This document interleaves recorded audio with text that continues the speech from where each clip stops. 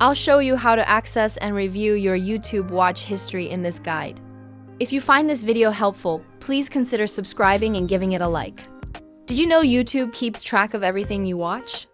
This feature is really handy if you want to revisit a video you enjoyed, share it with someone, or even remove it from your history.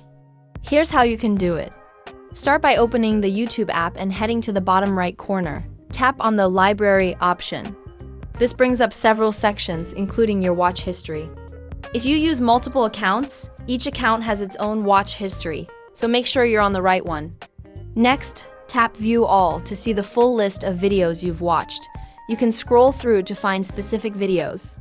If you want to delete something, tap the three dots next to the video and select Remove from Watch History. And that's it.